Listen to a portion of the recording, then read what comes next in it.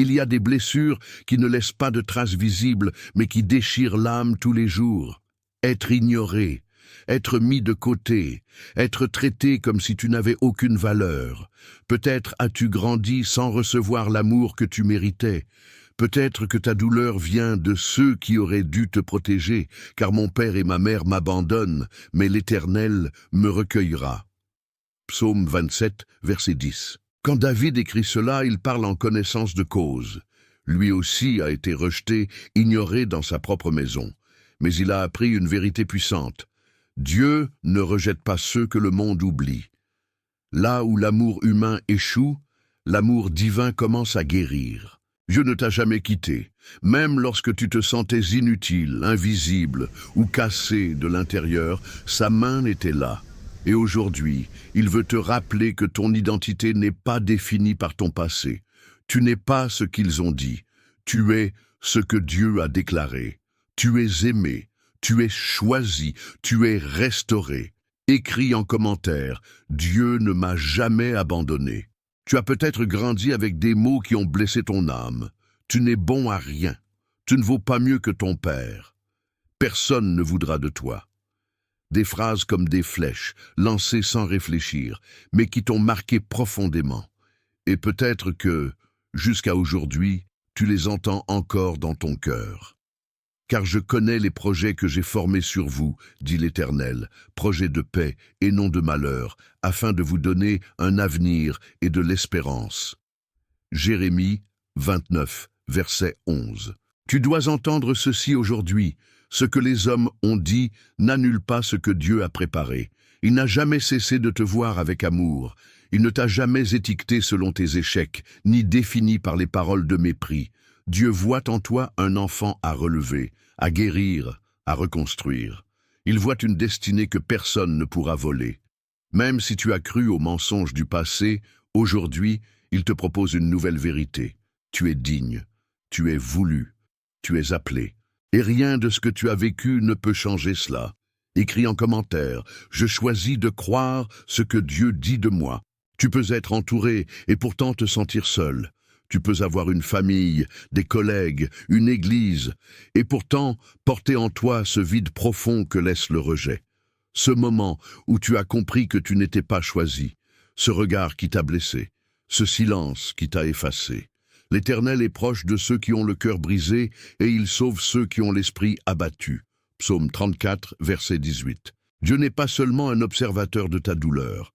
Il est un compagnon dans ta vallée. Il a vu cette conversation qui t'a brisé. Il a entendu les mots que tu n'as jamais osé répéter. Et il n'a jamais minimisé ce que tu ressens. Il s'est approché. Il a recueilli tes larmes. Il a pleuré avec toi. Tu n'es pas invisible pour lui. Tu n'as jamais été trop insignifiant pour attirer son attention. Au contraire, ton cœur abattu est précisément ce qui attire sa présence. Là où les autres se détournent, lui s'installe pour te consoler. Aujourd'hui, il est là, pas pour te juger, mais pour te guérir. Écris en commentaire, Seigneur, viens restaurer les blessures que personne ne voit. Tu as peut-être grandi sans figure paternelle, ou avec une mère absente émotionnellement. Peut-être qu'on ne t'a jamais dit « je t'aime » ou que tu n'as jamais entendu quelqu'un te dire « je suis fier de toi ». Ce vide laisse des traces. Il façonne l'image que tu as de toi-même. Voyez quel amour le Père nous a témoigné pour que nous soyons appelés enfants de Dieu. Et nous le sommes.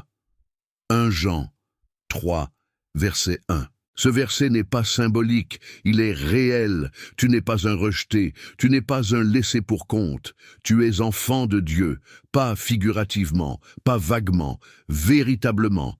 Et un enfant a accès à la maison, à l'amour, à l'héritage, à la voix qui appelle dans l'intimité.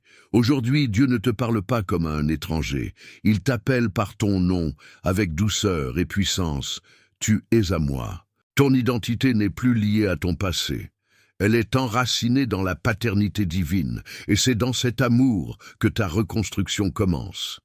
Écris en commentaire. Je suis enfant de Dieu. Mon identité est en lui. Tu as peut-être appris à tout cacher, à sourire pour ne pas inquiéter, à dire « ça va » quand en réalité rien ne va. Mais ce que tu ressens au fond de toi, Dieu le connaît. Il ne te demande pas de faire semblant. Il veut entrer là où tu n'as jamais laissé personne entrer. Il guérit ceux qui ont le cœur brisé et il panse leurs blessures. Psaume 147, verset 3. Dieu ne met pas un pansement sur une plaie infectée. Il ne couvre pas la douleur avec un simple verset. Il descend jusqu'à la racine du mal. Il met sa main là où tu as été rejeté, humilié, abandonné. Il ne te presse pas, il ne te brusque pas. Il restaure à ton rythme avec tendresse et puissance. Guérir demande du courage, et Dieu te donne ce courage, pas pour que tu oublies, mais pour que tu sois libéré. Pas pour que tu ignores ce qui t'est arrivé, mais pour que ça ne te définisse plus. Aujourd'hui peut être le début de cette guérison. Un pas, un souffle, une prière. Écris en commentaire. Seigneur, commence la guérison en moi aujourd'hui. Il est difficile de croire que quelque chose de bon puisse sortir d'une blessure aussi profonde. Le rejet, l'abandon, la trahison, tout cela semble inutilement cruel. Mais Dieu ne gaspille aucune larme. Ce que tu vis aujourd'hui peut devenir demain une parole qui libérera d'autres. Nous savons que toute chose concourt au bien de ceux qui aiment Dieu, de ceux qui sont appelés selon son dessein. Romains 8, verset 28. Ce n'est pas que le rejet est bon, ce n'est pas que la douleur est juste, mais Dieu est tellement souverain qu'il transforme même ce qui devait te détruire en semence de vie pour d'autres. Ce que tu traverses n'est pas en vain. C'est une école silencieuse. C'est un terrain sacré. Tu deviendras la preuve vivante que Dieu restaure, que ce que les hommes ont brisé, Dieu reconstruit. Et ce jour viendra où, avec autorité et douceur, tu diras à quelqu'un « Je suis passé par là, et Dieu m'a relevé ». Ce sera ton témoignage, et il portera du fruit. Écris en commentaire. Ma douleur servira à glorifier Dieu. Tu as peut-être passé ta vie à chercher la validation des autres, à essayer de plaire, d'être à la hauteur, de mériter l'amour ou l'attention. Et à chaque fois qu'on t'a ignoré ou humilié, cela a renforcé en toi ce sentiment d'invisibilité. Mais Dieu ne te regarde pas comme les hommes. L'Éternel ne considère pas ce que l'homme considère. L'homme regarde à l'apparence, mais l'Éternel regarde au cœur. 1 Samuel 16, verset 7. Le regard de Dieu ne juge pas.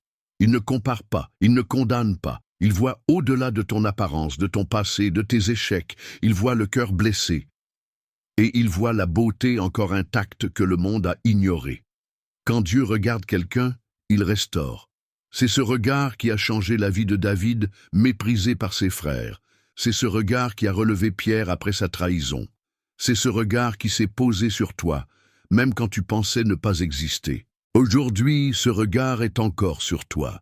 Il ne détourne pas les yeux de ta douleur. Il s'y attarde pour la guérir. Écris en commentaire « Seigneur, regarde-moi avec ta grâce et restaure mon cœur ». Ton passé ne définit pas ton futur. Tu n'es pas prisonnier de ce qu'on t'a fait, ni des mots qu'on t'a imposés. Le rejet, la honte, les échecs, les humiliations, tout cela peut être réécrit. Pas effacé comme si cela n'avait jamais existé, mais transformé en tremplin vers une destinée nouvelle. Voici, je fais une chose nouvelle, elle est déjà en germe. Ne la remarquez-vous pas? Je vais tracer un chemin dans le désert et mettre des fleuves dans la steppe. Ésaïe 43, verset 19. Dieu ne te propose pas une réparation superficielle. Il t'invite à une transformation profonde. Il veut écrire un nouveau chapitre. Avec toi, pas sans toi. Il t'inclut. Il t'élève. Il prend ton histoire brisée et, avec amour, il en fait un témoignage de grâce. Peut-être as-tu pensé que c'était fini pour toi, que ton histoire ne valait plus rien. Mais Dieu t'assure aujourd'hui, ce n'est que le début. Il y a un chemin dans ton désert. Il y a une source dans ta sécheresse. Tu n'es pas fini. Tu es entre les mains de celui qui crée toutes choses nouvelles. Écris en commentaire « Dieu réécrit mon histoire avec sa grâce ». Pendant longtemps, tu as peut-être seulement tenu bon. en mode survie, en faisant semblant d'être fort, en accumulant des blessures que personne ne soupçonnait. Mais aujourd'hui, Dieu t'appelle à autre chose, pas à endurer, à vivre, pas à cacher, à guérir. Vous connaîtrez la vérité, et la vérité vous rendra libre. Jean 8, verset 32.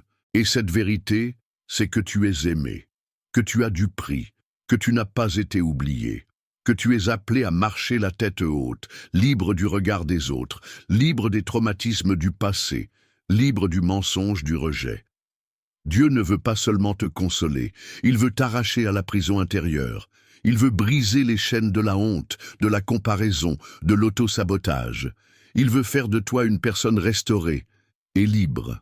C'est un chemin, mais ce chemin commence maintenant, et il commence par croire à cette vérité libératrice. Je suis aimé de Dieu.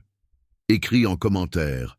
Je choisis la liberté que Dieu m'offre. Tu as peut-être été rejeté, ignoré, blessé, mais tu n'as pas été détruit, parce qu'au milieu de toutes ces voix qui ont tenté de te définir, il y avait la voix de Dieu. Une voix qui ne t'a jamais maudit. Une voix qui t'a toujours appelé par ton vrai nom, enfant. Mais vous êtes une race élue, un sacerdoce royal, une nation sainte, un peuple acquis, afin d'annoncer les vertus de celui qui vous a appelé des ténèbres à son admirable lumière. 1 Pierre 2, verset 9. Tu n'es pas un accident, tu n'es pas un rejeté, tu n'es pas une erreur à réparer, tu es un choix divin, tu es une lumière en devenir, tu es un témoignage vivant en construction, et la voix qui t'a créé est plus forte que toutes celles qui ont essayé de te détruire. Aujourd'hui, Dieu te tend la main, il te dit « Reviens, rentre à la maison, laisse-moi t'aimer, laisse-moi te restaurer, laisse-moi écrire la suite. » Et si tu choisis de le croire, alors tu n'es plus celui que tu étais hier. Tu es désormais celui que Dieu appelle son enfant. Écris en commentaire. Je crois ce que Dieu dit de moi. Je suis son enfant.